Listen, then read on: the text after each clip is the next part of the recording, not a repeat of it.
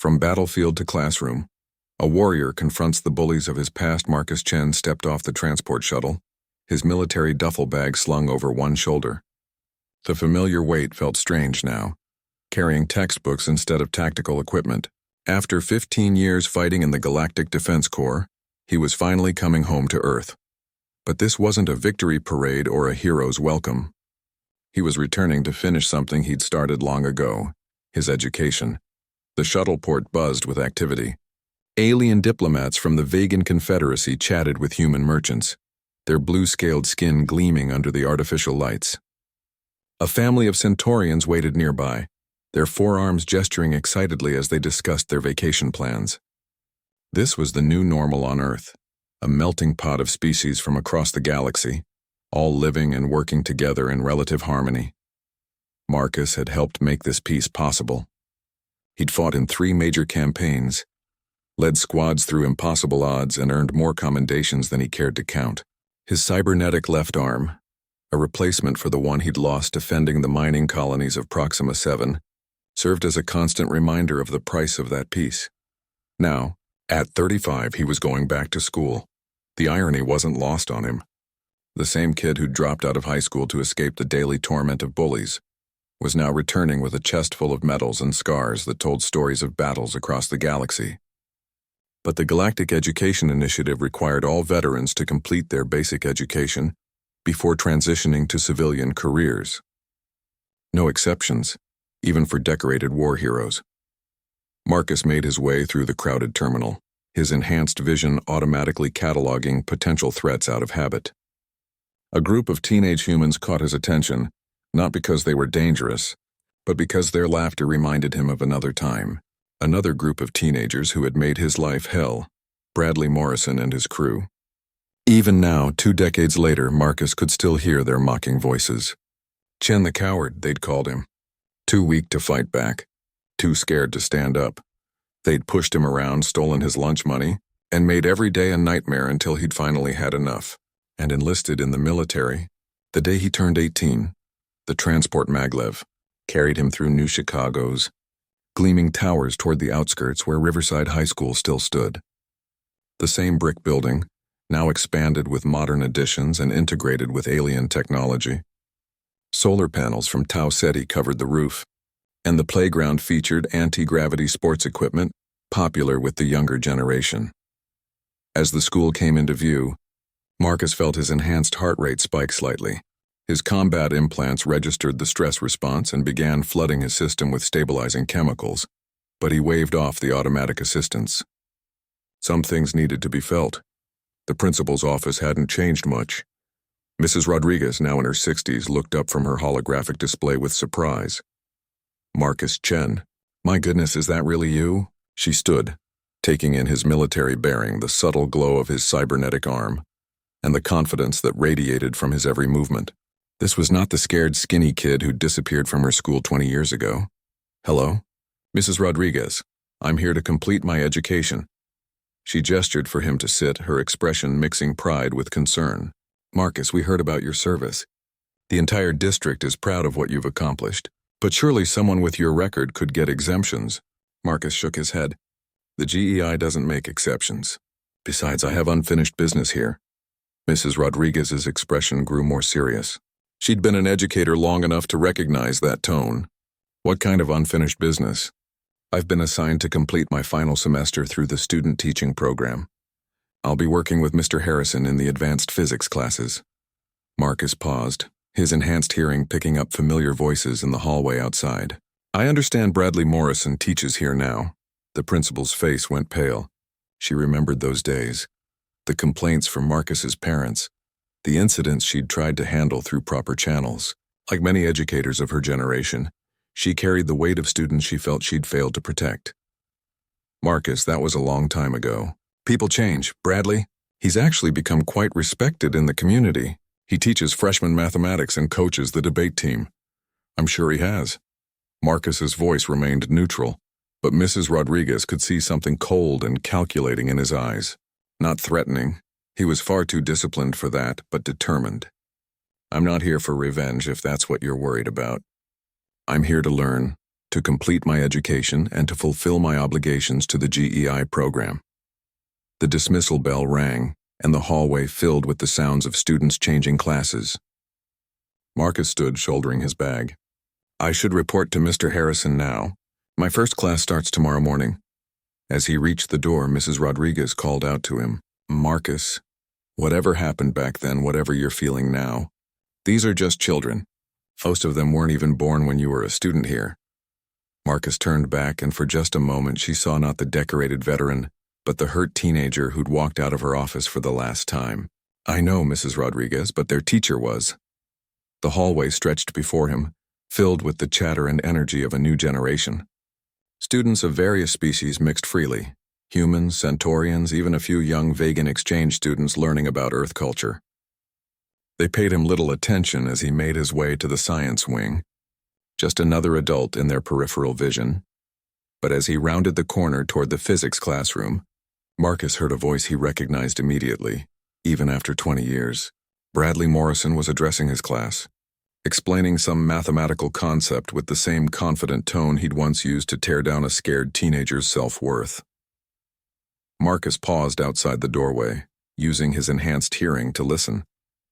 The voice was older now, more mature but unmistakably the same. For just a moment he was 17 again, backed against a locker while Bradley and his friends laughed at his tears. Then his training kicked in, centering him. Marcus straightened his shoulders and continued toward Mr. Harrison's classroom. He had work to do, education to complete, and a future to build. The past could wait, but as he walked away he couldn't help but smile slightly. Tomorrow the real education would begin, for everyone involved. Marcus arrived at Riverside High at precisely 0700 hours, his internal chronometer as reliable as his military habits. The hallways were already buzzing with pre-class activity. Students rushed to lockers, chatted in groups, and prepared for another day of learning. The diversity still amazed him. Human teenagers laughing alongside young centaurians, while a group of vegan exchange students practiced their English with patient tutors. Mr. Harrison greeted him at the physics classroom door. Marcus, welcome aboard. I've heard incredible things about your service record. Having someone with your practical experience will be invaluable for these kids. Harrison was in his 50s with graying hair and the enthusiastic energy that marked truly passionate teachers. His classroom was a blend of traditional Earth physics equipment and cutting-edge galactic technology. Holographic displays showing quantum mechanics in action, gravity manipulators demonstrating planetary physics, and energy weapons, safely deactivated, that illustrated advanced electromagnetic principles. These are my AP Physics students, Harrison explained as teenagers began filing in. Bright kids, most planning on careers in engineering, xenobiology, or galactic exploration. They've studied the theoretical applications of the technology you've actually used in combat. The students took their seats, their eyes curious about the newcomer. Marcus noted their demographics automatically. 16 students, 12 human, 2 centaurian, 1 vegan, and 1 hybrid, whose parentage wasn't immediately obvious. Ages ranged from 16 to 18, all displaying the confident energy of youth preparing for their futures among the stars. Class, I'd like you to meet Marcus Chen. He's completing his education through our student teaching program and will be working with us this semester. Marcus served 15 years in the Galactic Defense Corps and has practical experience with most of the technologies we study here. A human girl in the front row raised her hand. Mr. Chen, is it true you were at the Battle of Proxima 7? Marcus nodded. I was there. Led a squad through the mining complex during the final assault. The students leaned forward with interest. These were kids who'd grown up hearing about the galactic conflicts that had shaped their peaceful world. To them, Marcus represented living history. What was it like using plasma weapons in actual combat? Asked a Centaurian student, his forearms gesturing excitedly. The energy calculations we study suggest they should be incredibly difficult to control in atmospheric conditions. They are, Marcus replied, allowing himself a small smile. The theoretical efficiency drops by 40% in high-moisture environments, and the targeting systems require constant recalibration for gravitational differences. During the Proxima campaign, we had to modify our weapons for the low-gravity conditions of the mining asteroids. For the next hour, Marcus found himself drawn into an impromptu discussion about practical physics applications. The students' questions were intelligent, their enthusiasm infectious. He demonstrated energy calculations using his cybernetic arm as an example, explained gravitational compensation in space combat, and even showed them how military-grade force field generators worked. When the bell rang, the students filed out chattering excitedly about the lesson. Several lingered to ask more questions, and Marcus realized he was actually enjoying himself. These kids reminded him why he'd fought, to protect their right to learn, to grow, to reach for the stars without fear. "Excellent work," Harrison said, as the last student left. "You're a natural teacher. Have you considered making this permanent?" Before Marcus could answer, a familiar voice interrupted from the doorway. Well, Marcus Chen, I heard you were back." Marcus turned slowly.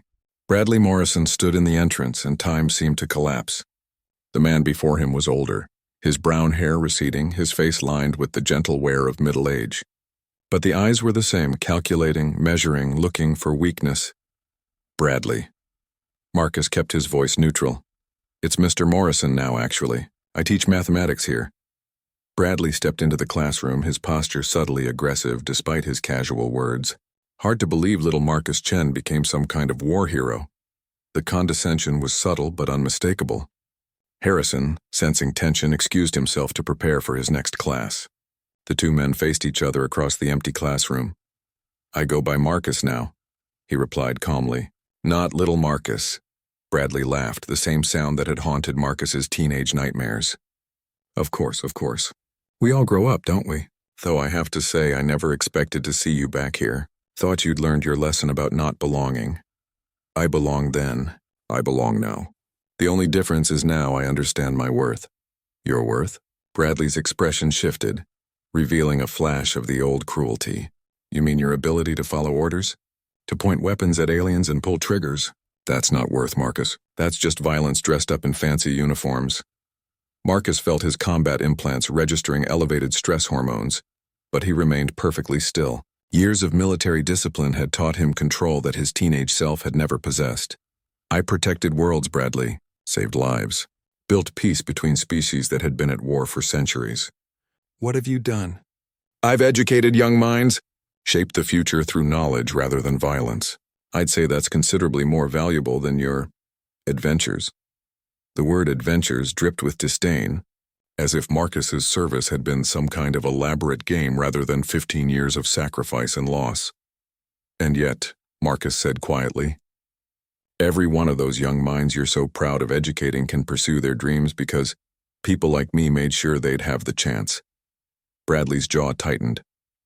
For a moment, Marcus saw the same frustrated anger that had driven the teenage bully to lash out at easier targets. Some things, it seemed, never changed. "You always were self-righteous," Bradley said. "Even when you were getting stuffed into lockers, you acted like you were somehow better than the rest of us." "I never thought I was better. I just thought I deserved basic human dignity." The simple statement hung in the air between them. Bradley's face cycled through several expressions before settling on a patronizing smile. "Well, this has been nostalgic, but I have classes to teach, students who actually respect their educators." He turned to leave, then paused. "Oh, and Marcus? Try not to let your war stories go to your head. The kids here are impressed easily, but education requires more than battlefield anecdotes." After Bradley left, Marcus stood alone in the classroom for several minutes. His enhanced systems had recorded the entire interaction, analyzed Bradley's body language and vocal stress patterns. The readings were interesting. Beneath the confident exterior, Bradley Morrison was afraid.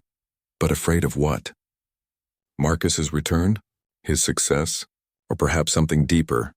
The recognition that the scared boy he'd once tormented had become something he could never be.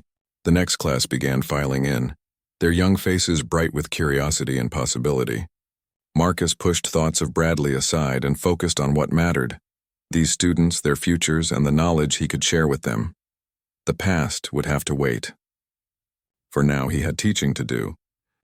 3 weeks into the semester, Marcus had settled into a comfortable routine at Riverside High. His morning physics classes had become the highlight of many students' days. Word had spread throughout the school about the veteran teacher who could explain quantum Mechanics using stories from actual space, battles and demonstrate energy principles with his cybernetic arm. The students adored him. Sarah Kim, the girl who'd asked about Proxima 7, had become particularly engaged, staying after class to discuss advanced propulsion theories. The Centaurian student, whose name was Zeth Ka, brought friends from other classes to listen to Marcus's explanations of multi-gravitational combat tactics. Even the typically reserved vegan exchange student Veltar had begun participating actively in discussions, but Marcus's growing popularity hadn't gone unnoticed. Bradley Morrison watched from a distance, his expression growing darker with each passing day as more students gravitated toward the physics wing during lunch periods. The breaking point came on a Thursday afternoon. Marcus was in the teacher's lounge grading lab reports when he overheard a conversation between two freshman students at a nearby table.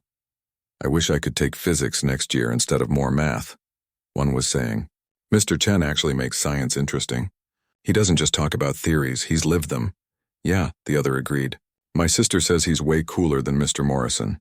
She says Morrison just drones on about equations while Chen tells stories about fighting aliens and saving planets." "Fighting aliens?" The first student laughed. "That sounds way better than algebra." Marcus looked up to see Bradley standing in the doorway, having clearly heard every word. Their eyes met across the room, and Marcus saw something dangerous flash in Bradley's expression. "Boys," Bradley said, his voice artificially cheerful, "perhaps you should focus on your current studies rather than fantasizing about subjects beyond your academic level." The students looked embarrassed and quickly left. Bradley approached Marcus's table, pulling out a chair without invitation. "Popular with the kids, I see," Bradley said, settling into the seat. "Must be nice being the exotic war hero. All those exciting stories to tell." Marcus continued grading, his enhanced peripheral vision tracking Bradley's body language, elevated stress indicators, micro-expressions of anger and jealousy, the same patterns he'd learned to read in hostile interrogations. "The students are engaged," Marcus replied calmly. "That's what matters." "Engaged in what exactly? War stories, violence? Is that really what we want to be teaching our children? That problems are solved through combat?" Several other teachers in the lounge had begun paying attention to the conversation. Marcus could feel their curious gazes, sensing the tension building between the two men. "I teach physics, Bradley. The stories are just context to help them understand the practical applications of the theories they're learning." "Context." Bradley's laugh held no humor. "That's an interesting way to describe glorifying warfare to impressionable teenagers." Marcus finally looked up from his papers, fixing Bradley with the same steady gaze that had faced down enemy commanders across 3-star systems. "I've never glorified war.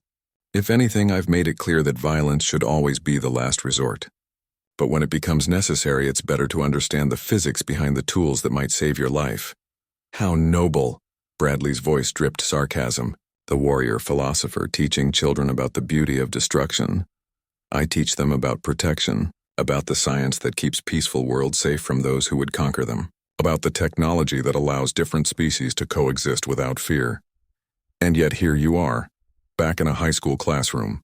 Couldn't quite cut it in the real world after all, could you?" The question hung in the air like a challenge. Other teachers had stopped pretending not to listen. Marcus could sense their attention, their curiosity about how he would respond. "I'm here because education matters," Marcus said quietly. "Because these students deserve teachers who understand that knowledge has practical applications beyond test scores. Because someone needs to prepare them for a universe that's bigger and more complex than the comfortable bubble we've built around Earth." "How convenient," Bradley stood, his chair scraping against the floor. The failed soldier becomes a teacher, spreading his particular brand of militaristic wisdom to the next generation. The word "failed" echoed through the lounge. Several teachers shifted uncomfortably. Marcus remained seated, his expression unchanged, but something cold settled in his eyes. "Failed?" His voice remained calm, but there was steel beneath the words. "I served with honor for 15 years. Earned 3 Distinguished Service Medals, 2 Galactic Defense Ribbons, and a Cross of Valor. I protected civilians, defended colony worlds, and helped establish peace treaties that still hold today. If that's failure, I'll accept the title."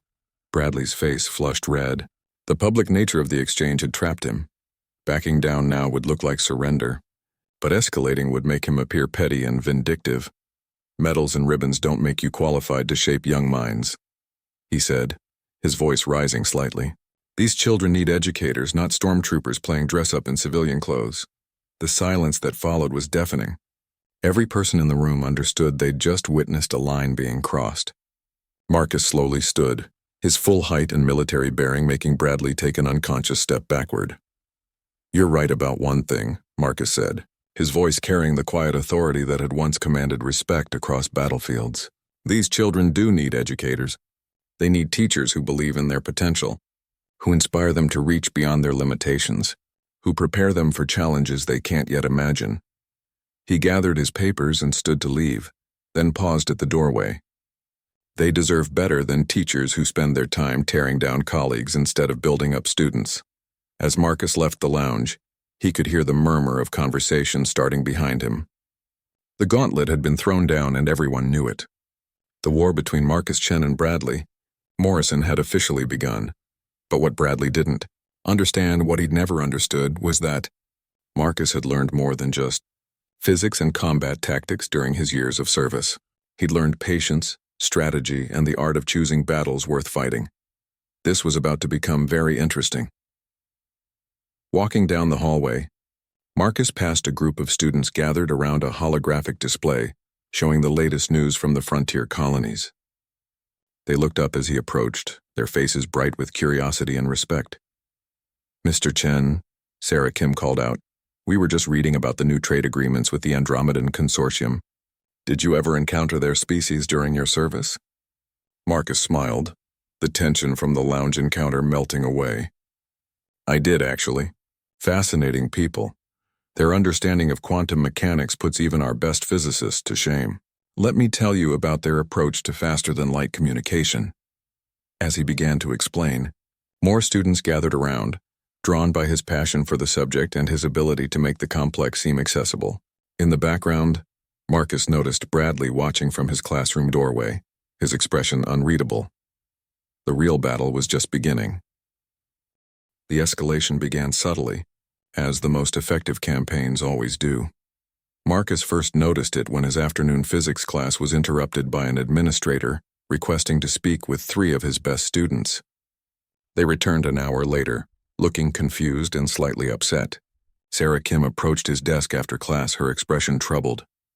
"Mr. Chen, Mrs. Patterson from the counseling office asked us some weird questions about your teaching methods. She wanted to know if you ever talked about violent combat experiences or showed us inappropriate materials."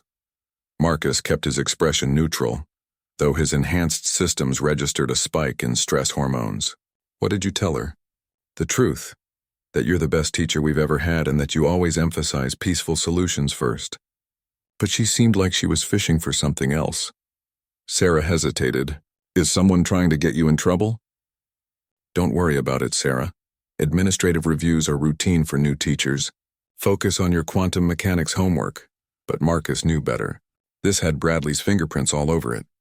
The questioning of students, the focus on inappropriate materials, classic tactics to build a case for teacher misconduct. Bradley was being clever about it, working through official channels to maintain plausible deniability. The next attack came 2 days later. Marcus arrived at his classroom to find a formal memo on his desk, requesting a complete inventory of all materials he'd brought to demonstrate physics principles. The memo, signed by Principal Rodriguez, specifically mentioned military equipment and weapons-related materials, Marcus's cybernetic arm and his deactivated plasma demonstration unit, standard educational tools approved by the Galactic Education Initiative, though, were suddenly being classified as potential security risks. He found Mrs. Rodriguez in her office, looking uncomfortable as she reviewed a thick folder of documents.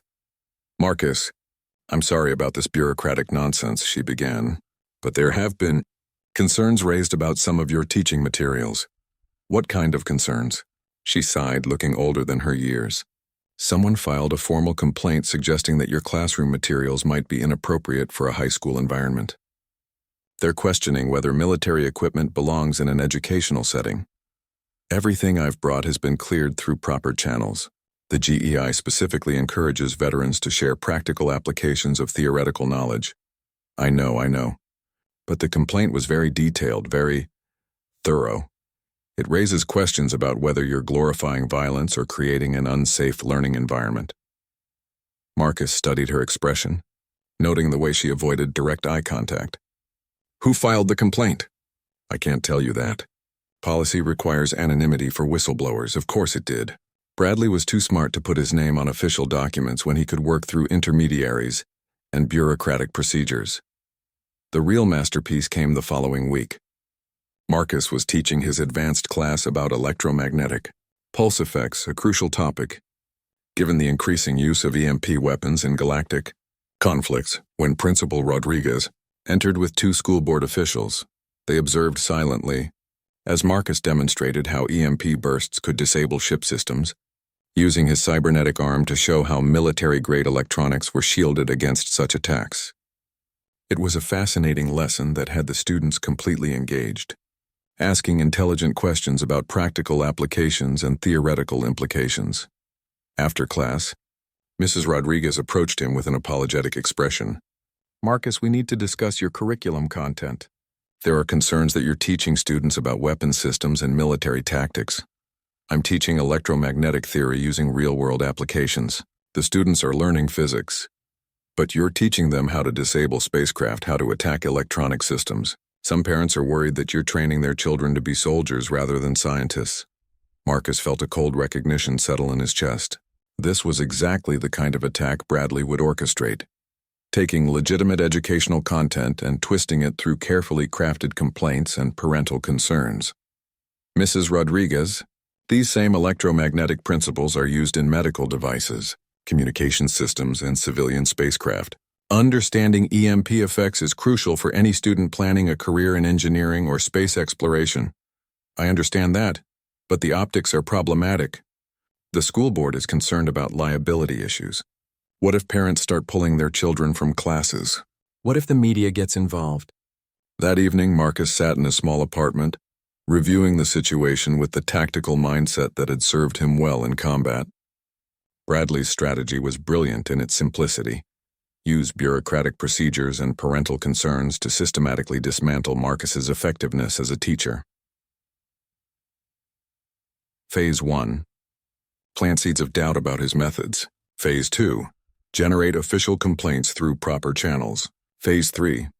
Create public pressure by involving parents and administrators. It was textbook character assassination, executed with the same precision Bradley had once used to destroy a teenager's self-esteem. But this time, Marcus wasn't a helpless kid with nowhere to turn. He was a decorated veteran with resources, allies, and most importantly, experience in fighting battles that mattered. The next morning brought the inevitable culmination of Bradley's campaign. Mrs. Rodriguez called Marcus to her office before first period, her expression grave. I'm sorry, Marcus. The school board met in emergency session last night. There's been a formal petition signed by 37 parents demanding a review of your teaching methods. They're concerned about the militaristic content of your classes. 37 parents out of how many students in the school? That's not the point. The petition raises serious questions about classroom safety and appropriate content. The board has decided to place you on administrative leave pending a full investigation. Marcus nodded calmly, though his combat implants were flooding his system with stress management chemicals. How long? 2 weeks minimum. Possibly longer depending on what the investigation reveals. And my students? Mr. Harrison will take over your classes. He'll stick to traditional curriculum, theoretical physics without the practical applications you've been emphasizing. As Marcus cleaned out his desk, students began gathering in the hallway. Word had spread quickly through the school's communication networks. Sarah Kim appeared at his classroom door, her eyes bright with angry tears. This isn't fair, Mr. Chen. Everyone knows you're the best teacher in this school. You make physics make sense. Sometimes, Sarah, doing the right thing means facing unfair consequences. That doesn't make it wrong. It just makes it harder. Zethka, the Centaurian student, gestured with all 4 arms in distress. But who will teach us about real applications? About how the theory actually works in the galaxy? You'll learn, Marcus assured him. Maybe not the same way, but knowledge finds a way. Keep asking questions. Keep pushing boundaries. Don't let anyone tell you that understanding how things really work is somehow dangerous. As Marcus walked through the hallway for what might be the last time as a teacher at Riverside High, students lined the walls. They didn't speak. School policy prohibited organized protests, but their presence said everything. At the main entrance, Marcus paused to look back at the school that had once been his tormentor and had briefly become his sanctuary. Bradley Morrison stood at his classroom doorway, watching with an expression of smug satisfaction. But Marcus wasn't the same broken teenager who had fled this place 20 years ago. He'd learned patience, strategy, and the art of the long campaign. Bradley had won this battle, but the war was far from over. As he walked toward his transport, Marcus was already planning his next move. Because if 15 years of military service had taught him anything, it was that sometimes the best victories came after apparent defeat. The real fight was just beginning. Marcus spent his first day of administrative leave in the new Chicago Veterans Affairs Building, a gleaming structure that served ex-military personnel transitioning to civilian life. His meeting with Director Janet Walsh, herself a former Navy commander, proved more productive than he'd expected. "This is interesting," Walsh said, reviewing the documentation Marcus had compiled. "Your teaching evaluations are exemplary. Student engagement is through the roof, and you've got approval for all your materials from the GEI. Yet somehow you're facing investigation for inappropriate content." "The complaints are technically legitimate," Marcus admitted. "I do teach practical applications of physics theory using military examples. The question is whether that constitutes inappropriate militarization of education." Walsh leaned back in her chair, her expression thoughtful. "Marcus, in my experience, when a veteran faces this kind of systematic campaign, there's usually a personal element involved. Someone with a grudge using official channels to settle old scores." Marcus remained silent, but Walsh had spent too many years in command not to read between the lines. "I see. Well, the good news is that the GEI takes discrimination against veterans very seriously. The bad news is that proving personal motivation in professional disputes is notoriously difficult." "I'm not looking to destroy anyone's career," Marcus said quietly. "I just want to teach." Noble sentiment. But sometimes fighting back is the only way to protect what matters. Walsh pulled up a holographic display. "Let me show you something interesting." The display showed employment records for Riverside High's mathematics department. Bradley Morrison's file appeared, showing his hire date, evaluations, and disciplinary record. "Your friend Morrison has had several complaints filed against him over the years. Nothing serious enough for termination, but a pattern of interpersonal difficulties. Conflicts with other teachers, parents who felt he was dismissive of their children's needs, that sort of thing." Marcus studied the records. "Complaints from whom?" "Mostly parents of students who struggled in his classes. A few from teachers who felt he was undermining their authority. One particularly interesting case from 3 years ago involving a student teacher who quit mid-semester after what she described as persistent harassment and intimidation." The pattern was becoming clear. Bradley hadn't changed much since high school. He'd just learned to operate within professional boundaries while still finding ways to assert dominance over those he perceived as weak or threatening. "What happened to the complaints? Dismissed or settled quietly? Morrison has tenure and union protection. Plus, he's careful never to cross legal lines. But the pattern suggests someone with control issues who responds poorly to perceived challenges to his authority." That evening, Marcus received an unexpected visitor. Sarah Kim stood at his apartment door looking nervous but determined. "Mr. Chen, I hope it's okay that I came here. I got your address from the emergency contact list." Marcus invited her in, noting her agitated state. "What's wrong, Sarah?" "It's what's happening at school. Mr. Morrison is telling everyone that you were fired because you were trying to turn students into soldiers. He's saying that the military corrupted your mind and made you dangerous." Marcus felt his jaw tighten but kept his voice calm. "What else is he saying?" "He told his freshman math class that veterans like you can't adjust to civilian life and that your war stories were probably lies meant to impress gullible students. He said the school was right to get rid of you before someone got hurt." The systematic character assassination was continuing, even with Marcus off campus. Bradley was using his position to poison student opinion and justify the administrative action. "There's more," Sarah continued. "He's been calling students from your classes into his room during lunch. He tells them they should feel free to talk about any concerning things you might have said or shown them. Some kids are starting to second-guess whether you were a good teacher or if they were just fooled by the excitement. Marcus closed his eyes, feeling a familiar rage building. This was the same tactic Bradley had used in high school. Isolate the target, turn potential allies against them, create doubt about their own perceptions and worth. Mr. Chen, we want to fight back. The kids in your physics classes were organizing. We want to go to the principal, to the school board, to tell them what really happened in your classroom. No. Marcus's response was immediate and firm. Absolutely not. Sarah looked stunned. But why? We can prove that Morrison is lying, that you never did anything wrong. Because the moment you students get involved in this conflict, Bradley wins. He'll claim I'm manipulating children, using them as pawns in an adult dispute. Your academic records could be affected. Your college recommendations compromised. I won't let you sacrifice your futures for my fight. But it's not fair. Fairness has nothing to do with it. This is about power, control, and settling old scores. Getting you involved would only give him more ammunition. After Sarah left, Marcus sat in his apartment staring out at the city lights.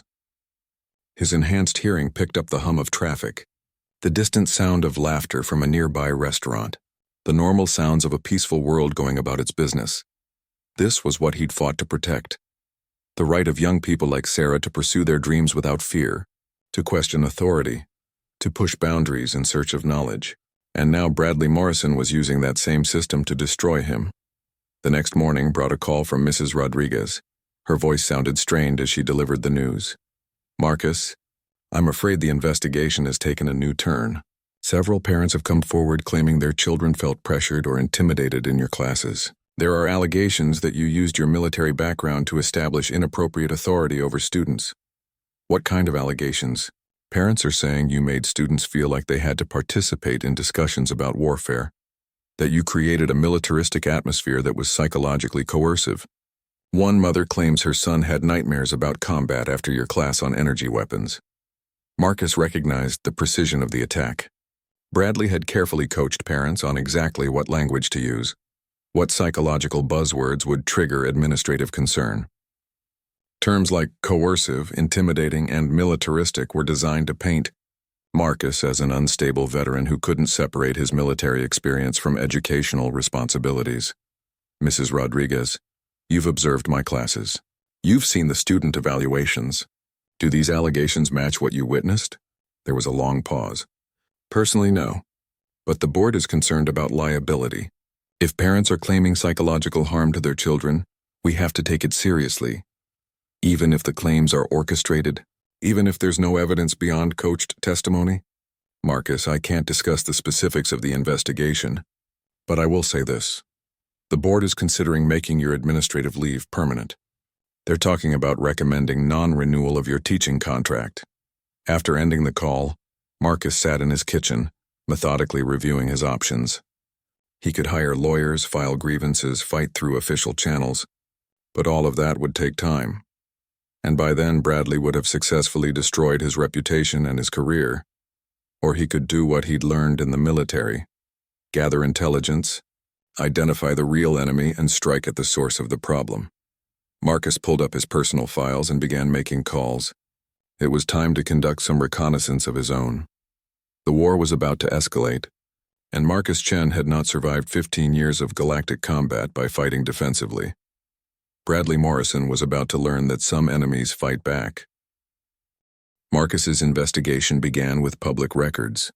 His enhanced cybernetic interface allowed him to process data at superhuman speeds, cross-referencing employment histories, financial records, and legal documents with the efficiency of a military intelligence analyst. What he found was illuminating. Bradley Morrison had taught at 4 different schools over his 12-year career. At each previous position, he'd left under circumstances that were technically voluntary but surrounded by rumors and complaints. The pattern was consistent: interpersonal conflicts, allegations of unprofessional behavior toward colleagues, and complaints from parents about his treatment of struggling students. But Bradley was clever.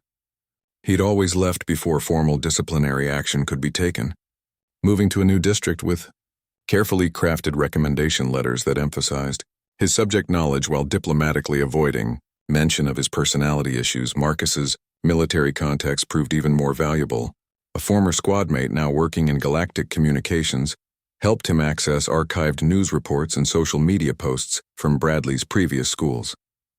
The picture that emerged was of a man who used his position of authority to belittle and control others, always careful to operate within legal boundaries but consistently crossing ethical ones. The breakthrough came from an unexpected source. Amanda Torres, the student teacher who had quit mid-semester 3 years earlier, agreed to meet Marcus at a coffee shop in downtown New Chicago. She was in her late 20s now, teaching at a private academy across the city. Her initial nervousness faded as Marcus explained his situation, replaced by a hard-edged anger that reminded him of combat veterans discussing their worst commanding officers. "Morrison destroyed my confidence," she said, stirring her coffee with unnecessary force. 3 months of constant criticism, public humiliation, and subtle undermining. He'd contradict me in front of students, question my every decision, and then claim he was mentoring me. "Why didn't you file formal complaints?" Amanda laughed bitterly. "I tried, but Morrison was careful. Nothing he did was technically harassment or discrimination. He never touched me inappropriately, never used slurs, never made overt threats. He was just relentlessly cruel in ways that were hard to document or prove." "What finally made you quit?" "He started turning my students against me, telling them I was inexperienced, unreliable, that they shouldn't trust my instruction. By the end, kids who had initially welcomed me were rolling their eyes at everything I said. I realized he was systematically destroying my ability to teach." Marcus felt a cold recognition. It was the same pattern Bradley had used against him in high school. Isolate, undermine, turn allies into enemies. "Amanda, would you be willing to testify about your experiences if it came to that?" She studied his face carefully. "You're planning to fight back. I'm planning to protect my students and my career. Bradley Morrison has spent too many years hiding behind bureaucracy while destroying people who threaten his sense of control. Then yes, I'll testify. Someone needs to stop him." Marcus's next call was to Director Walsh at Veterans Affairs. Her resources had uncovered something even more interesting than employment records: financial irregularities in the mathematics department's budget.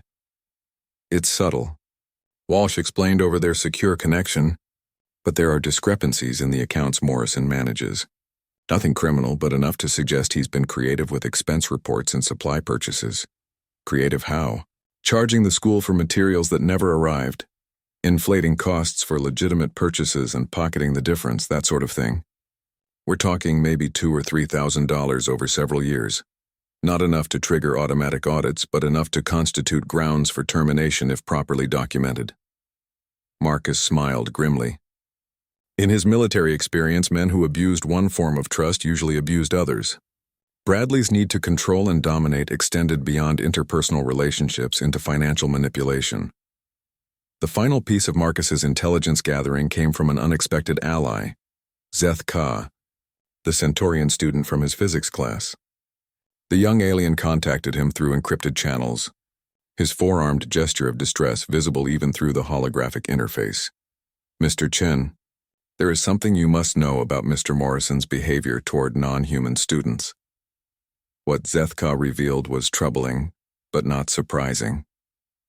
Bradley had a pattern of subtle discrimination against alien students, questioning their academic abilities, making comments about their species' supposed intellectual limitations, and grading them more harshly than human students with similar performance levels.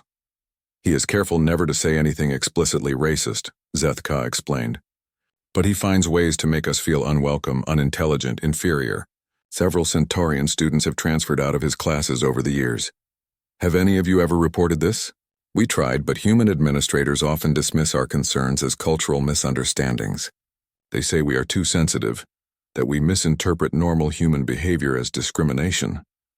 Marcus felt his anger crystallizing into something cold and purposeful. Bradley wasn't just a bully. He was a bigot who used his position to make alien students feel unwelcome in their own educational system. That evening, Marcus compiled his intelligence into a comprehensive dossier: financial irregularities, employment pattern analysis, testimony from affected colleagues and students, documentation of discriminatory behavior toward non-human students.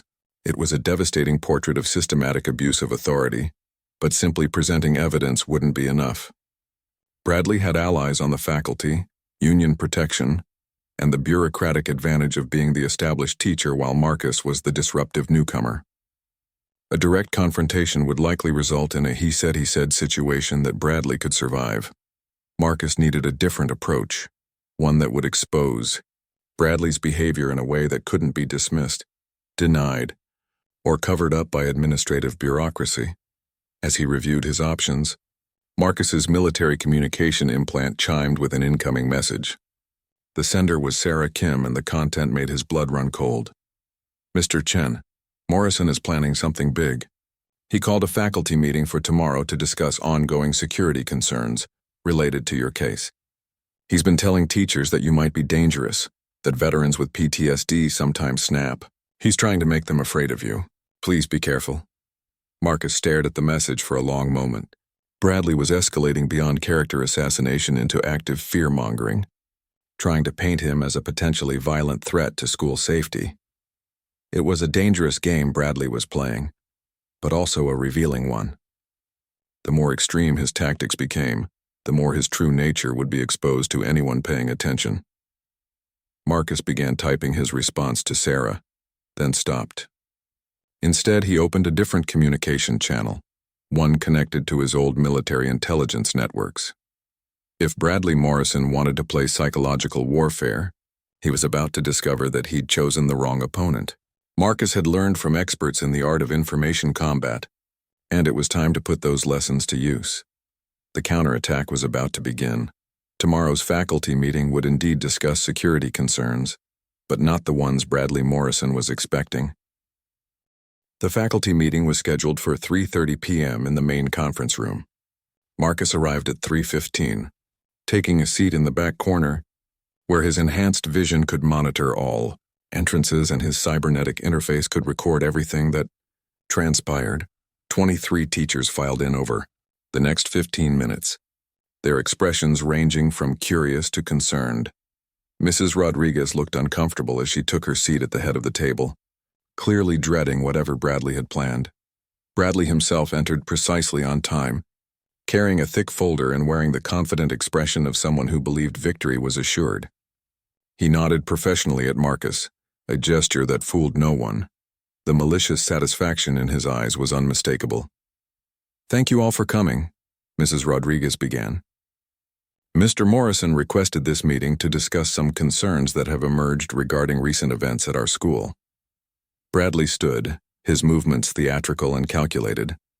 "My fellow educators, we face a situation that requires our immediate attention. The presence of unstable military personnel in our educational environment poses risks we cannot ignore." Several teachers shifted uncomfortably. Marcus remained perfectly still, his enhanced hearing picking up elevated heart rates and stress indicators from around the room. Bradley was about to overplay his hand. "I've been researching the psychological profiles of veterans returning from galactic combat zones," Bradley continued, opening his folder with a flourish. "The rates of PTSD, violent outbursts, and civilian adjustment disorders are alarming. When we combine these factors with access to weapons-grade technology and authority over impressionable students—" He paused dramatically, letting the implication hang in the air. "Are you suggesting that Mr. Chen poses a physical threat to our students?" asked Ms. Jennifer Walsh, a young English teacher who looked skeptical. "I'm suggesting that we cannot ignore the warning signs. The militaristic content of his classes, his fixation on weapons technology, his inability to separate combat experiences from educational responsibilities. These are all red flags that demand our attention." Marcus watched the room's dynamics carefully. About half the teachers appeared uncomfortable with Bradley's implications, while others nodded in apparent agreement. The divide was exactly what he'd expected. Mrs. Rodriguez cleared her throat. "Mr. Morrison, while we appreciate your concerns about student safety, we should be careful about making broad generalizations about veterans." "I'm not making generalizations," Bradley replied smoothly. "I'm presenting specific observations about a specific individual. Marcus Chen has demonstrated concerning behavior patterns that we ignore at our own peril, such as—" The question came from Mr. Harrison, Marcus's supervising teacher. Bradley's eyes lit up with predatory satisfaction. obsession with combat narratives, inappropriate sharing of violent experiences, use of military equipment in classroom settings, and most concerning, his apparent inability to accept civilian authority when his methods are questioned. That's interesting, a new voice interjected from the doorway, because my research suggests something quite different. All heads turned as Director Janet Walsh from Veterans Affairs entered the room, followed by two officials from the Galactic Education Initiative and a woman Marcus recognized as the district's legal counsel. Bradley's confident expression faltered. I wasn't aware we were expecting additional attendees. Neither were we, Mrs. Rodriguez said, looking confused. Director Walsh, what brings you here? We received some concerning reports about discriminatory treatment of a veteran educator, Walsh replied, taking a seat near the front. Reports that upon investigation revealed some very interesting patterns. She activated a holographic display that filled the center of the room. Bradley's employment history appeared, showing his progression through 4 different school districts. Mr. Morrison, you've left quite a trail across the educational landscape. 4 schools in 12 years, each departure accompanied by unresolved complaints and interpersonal conflicts. My employment history is exemplary, Bradley protested, but his voice had lost its confident edge. I've never been formally disciplined or terminated. No, you've been very careful about that. Always leaving before formal action could be taken, always managing to secure positive references through interesting methods. The display shifted to show financial records. Speaking of interesting methods, would you care to explain these discrepancies in departmental budgets over the past 3 years? The mathematics department has some unusual expense patterns. Bradley's face went pale. I don't know what you're implying, but financial administration is complex and often misunderstood by outsiders. Perhaps. But embezzlement is fairly straightforward, even in small amounts. Walsh's voice remained professionally neutral, but her words landed like artillery strikes. The district's forensic accountants are quite thorough when they put their minds to it. Mrs. Rodriguez leaned forward, her expression shifting from confusion to dawning horror. Director Walsh, are you saying that Mr. Morrison has been stealing from the school? I'm saying that irregularities have been identified that warrant full investigation. But that's not why we're here today. The holographic display changed again, showing testimonials from students and former colleagues. Amanda Torres appeared first, her recorded statement playing for the entire room. Mr. Morrison systematically undermined my confidence and authority during my student teaching semester. His behavior was psychologically abusive and professionally destructive. More testimonials followed, teachers from previous schools, students who had transferred out of Bradley's classes, parents who had filed complaints that were quietly dismissed. The pattern of emotional manipulation and abuse of authority was overwhelming. The most concerning element, Walsh continued as the testimonials ended, involves discriminatory treatment of non-human students. Zethka's image appeared, his forearm gesture of distress immediately recognizable to everyone in the room. Mr. Morrison makes us feel unwelcome and intellectually inferior. He questions our abilities based on species rather than performance, and grades us more harshly than human students with similar work. Additional testimonials from Centaurian, vegan and hybrid students painted a clear picture of systematic xenophobia, disguised as educational standards. Bradley had been silent throughout the presentation, his face cycling through shock, anger, and growing desperation. When the testimonials ended, he finally found his voice. This is a witch hunt.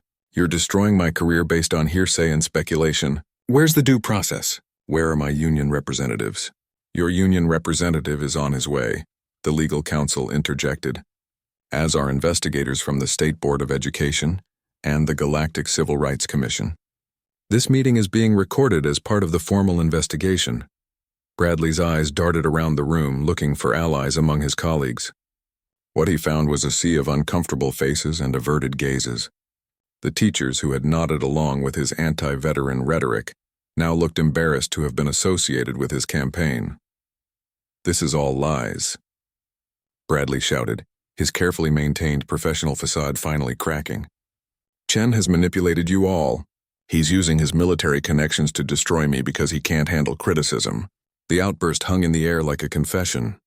The same entitled rage, the same inability to accept responsibility, the same desperate blame-shifting that had characterized his behavior since high school. Marcus finally spoke, his voice calm and measured. "Bradley, I never wanted to destroy you. I just wanted to teach physics and complete my education. You're the one who made this personal." "Personal?" Bradley's voice rose to near hysteria. "You came back here to humiliate me, to show off your medals and your war stories and make me look small in front of my colleagues. I came back to learn. You decided I was a threat to your ego." Mrs. Rodriguez stood, her expression grave. "Mr. Morrison, based on what we've heard today, I'm suspending you pending full investigation of these allegations. Please clean out your desk and surrender your access credentials." As security escorted a ranting Bradley Morrison from the building, Marcus felt an unexpected sense of emptiness. The victory was complete. Bradley's career was over, his financial crimes exposed, his discriminatory behavior documented for all to see. Justice had been served, but there was no satisfaction in watching a broken man destroy himself with his own hatred and insecurity. 3 weeks later, Marcus returned to his physics classroom. The investigation had cleared him of all charges. His teaching contract was renewed, and several students who had been coached to complain against him had recanted their statements. Sarah Kim was waiting at his desk when he arrived, her face bright with excitement. "Mr. Chen, are you really back for good?" "I'm back, Sarah, and I have some new lesson plans that I think you'll find interesting." "About plasma weapons?" Marcus smiled. "About the physics of hope. About how understanding the universe makes us better people, not better soldiers. About how knowledge can be used to build bridges between species rather than barriers." As students filed into the classroom, Marcus noticed several new faces, alien students who had transferred in from other classes, drawn by word that there was a teacher who treated all species with equal respect and dignity. Bradley Morrison had tried to destroy him using the same tactics he'd perfected in high school: isolation, character assassination, and systematic undermining of confidence and authority. But he'd made a crucial miscalculation. Marcus wasn't the helpless teenager anymore. He was a man who had learned to fight for things that mattered, to protect those who couldn't protect themselves, and to stand firm against bullies regardless of the uniforms they wore. As he began his first lesson back, explaining how quantum mechanics worked the same way for humans, Centaurians, vegans, and every other species in the galaxy, Marcus realized that his real education was finally complete. He had learned that the most important battles weren't fought with plasma weapons or starships, but with patience, integrity, and the courage to confront those who abuse their power. And sometimes, just sometimes, the good guys actually won.